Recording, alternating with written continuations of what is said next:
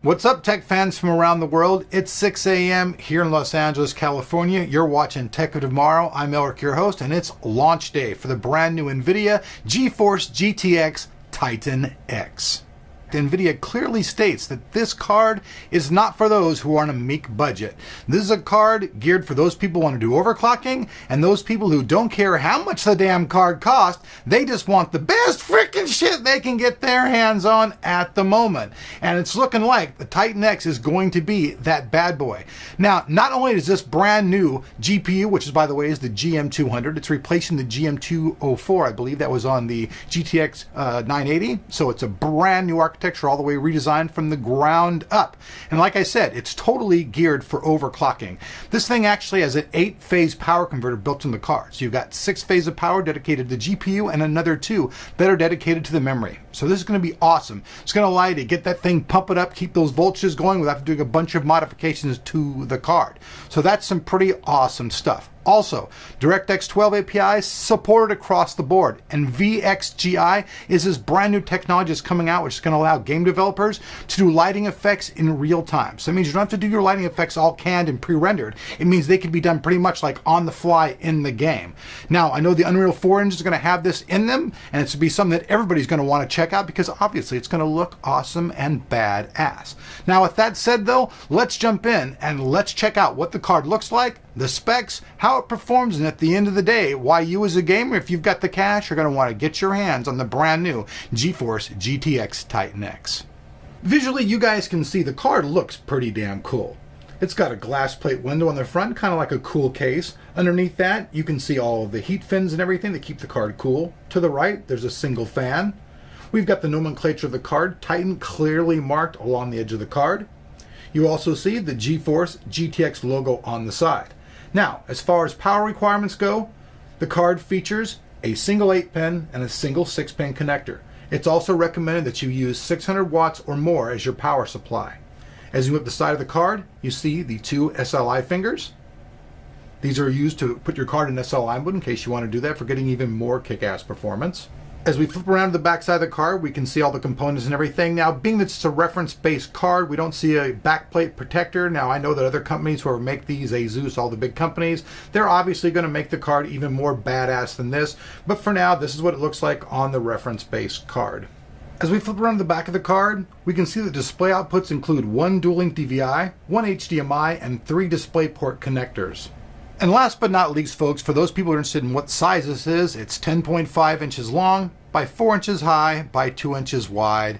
And that's pretty much it. Now, a big thing also about this card is it'll play all of the latest 4K games, but it's also geared to support all of the latest TVs. So all the latest state-of-the-art 5K TVs, this thing will connect to it and play at the resolution that you want to see on those TVs, which is actually pretty cool. And with that said, now let's check out the speeds and feeds.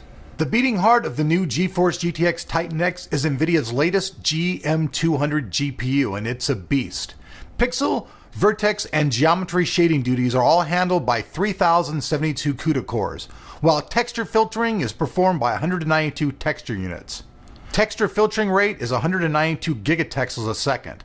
Now that's over 33% higher than the previous flagship GPU, the GTX 980. The GM200's memory subsystem is equally robust. With its 384-bit memory interface and 7 GHz memory clock, peak memory bandwidth is also 50% higher than with the GTX 980, which ran at 336.5 gigabytes a second. The GM200 also ships with 3 megabytes of level 2 cache and 96 ROPS. Featuring a massive 12 gigabytes of GDDR5 memory, gamers can now play the latest DirectX 12 games on the GeForce GTX Titan X at their very highest screen resolutions without having to worry about running out of graphics memory, which was something that happened in the past. The base clock speed of the GeForce GTX Titan X is 1000 MHz. The typical boost clock speed is 1075 MHz. The boost clock speed is based on the average GeForce GTX Titan X card running a wide variety of games and applications. One thing to take note of is that actual boost clock will vary from game to game depending on actual system conditions. The Titan X's memory speed is 7010 megahertz effective data rate. The card also has a TDP of 250 watts and has a thermal threshold of 91 Celsius. This means that the card's designed actually to run very, very hot. Now the boost clock speed, the reason they say it's going to vary between game to game and system to system is because everybody's system is different. And the way that that boost clock works is it works off how cool the card is running. So cards that have these extreme aftermarket cooling solutions or liquid cooling are going to be able to overclock much further than the reference card is. But the reference card is a great starting point for those wanting to jump in and just see how the thing does. One more quick thing also before I jump into the benchmarks. No, it's like holding those dogs back. Everyone wants to see the benchmarks, but this new GeForce GTX Titan X is totally geared for virtual reality, and the Oculus Rift is actually going to have a product that's going to be working in conjunction with this card very soon. So not only you're going to be able to get all this 3D gaming you've got now, you'll also be able to take it to the next level whenever this new product comes out. So this thing's totally ready for everything next gen. Like I said, it's ready for next gen TVs, it's ready for next gen this, and it's also ready for obviously virtual reality through the Oculus thing. So that's pretty cool stuff. Now, with that said, let's jump in real quick. Let's check out our test system, and then let's check out those scores and the benchmarks now.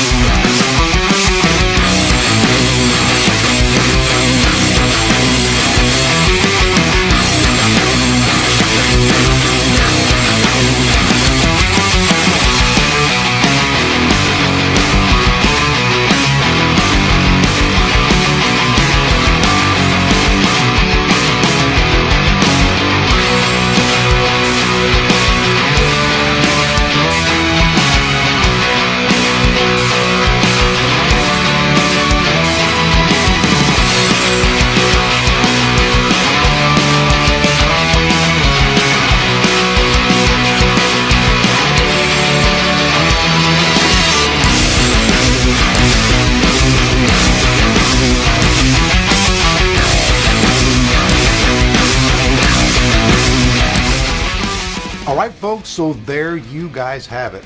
Pretty much everything there is to know about the brand new NVIDIA GeForce GTX Titan X. Now I know that I had a limited amount of tests that you guys saw when I released this review.